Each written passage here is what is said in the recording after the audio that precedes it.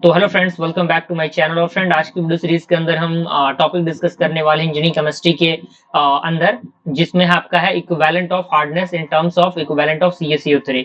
यानी CaCO3 के equivalent में हम हार्डनेस किस तरीके से निकालते हैं, CaCO3 का इक्विवेलेंट, तो उसको हम डिस्कस करेंगे। काफी बेहतरीन है ये, और इसके अंदर कुछ चार्ट भी आपको देखने को मिलेगा जो कि काफी इंपॉर्टेंट है आपके एग्जामिनेशन के लिए। तो पॉइंट कह रहा है कि the connection of hardness producing salts are usually express in terms of an equivalent amount of CaCO3। यानी जो कनेक्शन होता है हार्डनेस का, जो प्रोड्यूस होता है साल्ट्स के अकॉर्डिंग, जो यूजुअली एक्सप्रेस्ड होता है किसके टर्म में, इक्विवेलेंट अमाउंट ऑफ CaCO3 के टर्म में। यानी वो किसके अकॉर्डिंग, वो CaCO3 के इक्विवेलेंट में क्या होता है, एक्सप्रेस्ड होता है। अब यहाँ पे कह रहा है दूसरा पॉइंट कि CaCO3 is chosen as a standard because, यानी हम CaCO3 को आखिर क्यों चूज करते हैं, यानी आखिर क्यों CaCO3 के इक्विवेलेंट में चीजों को हम कैलकुलेट करते हैं, आखिर क्या वजह क्या हो सकता है उसका। तो वजह ये है कि इसका जो मॉलिक्यूलर वेट है वो एक्जैक्टली 100 है, जो कैलकुलेशन को काफी इजी बनाता है। अब 100 कैसे है, अब यहाँ पे मैं चीजों को थोड़ा सा समझाऊं। यहाँ पे 1 मिनट, यहाँ पे थोड़ा सा मैं देख रहा हूँ कि चीजें हैं कि नहीं। यहाँ पे देखिए, पेन आपके सामने आ चुका है, थोड़ा सा मैं यहाँ पे इसको दिखाऊंगा। यहाँ पे कौन सा, यहाँ पे व्हाइट में ले लेता हूँ। यहाँ पे देखिए कैल्शियम का वेट कितना होता है। कैल्शियम का आपको पता है कि एटॉमिक नंबर 20 होता है, तो वेट आपका कितना हो जाएगा, 40 हो जाएगा। ठीक है।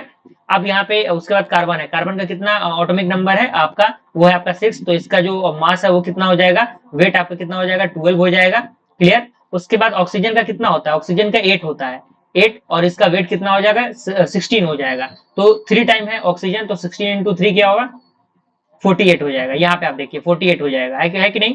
अब इनको ऐड करेंगे, अब इनको ऐड करेंगे तो ये कितना हो जाएगा, 0 हो जाएगा, और कैरी 1 आएगा, और यहाँ पे 9 हो जाएगा, और कैरी 1 मिलकर कितना बनेगा, 100 बन जाएगा। तो आप देख सकते हैं 100 कैसे आया, आपके सामने यहाँ पे लिखा गया है।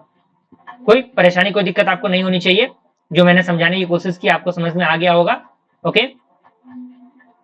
तो यहाँ पे अगला पॉइंट कह रहा है कि it is most insoluble salt, यानी ये काफी इनसोल्यूबल साल्ट होता है जो प्रेसिपिटेट हो जाता है वाटर के ट्रीटमेंट के अंदर।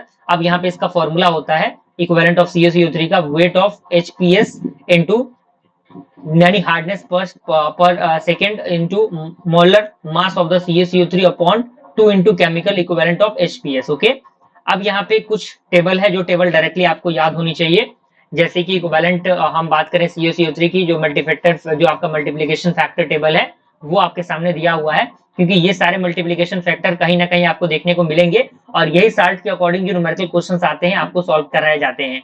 तो यहाँ पे CaCO जो आपका कैल्शियम बाइकार्बोनेट की हम बात करें तो उसका मोलर मास 162 होगा, आप यहाँ पे कैलकुलेट करके इसको देख सकते हैं, और केमिकल इक्विवेलेंट 81 हो जाएगा, और इसका मल्टीप्लिकेशन फैक्टर कितना होगा, 100 अपॉन 2 इंटू 81 हो जाएगा। इसी तरीके से मैग्नीशियम बाइकार्बोनेट का दिया हुआ है 100 अपॉन 2 इंटू 73, कैल्शियम सल्फेट का दिया हुआ 100 अपॉन 2 इंटू 68, मैग्नीशियम सल्फेट का दिया हुआ 100 अपॉन 2 इंटू 60, कैल्शियम क्लोराइड का 100 अपॉन 2 इंटू 55.5, मैग्नीशियम क्लोराइड का आपका दिया हुआ 100 अपॉन 2 इंटू 47.5, कैल्शियम कार्बोनेट का दिया हुआ 100 अपॉन 2 इंटू 50, कार्बन डाइऑक्साइड का 100 अपॉन 2 इंटू 22।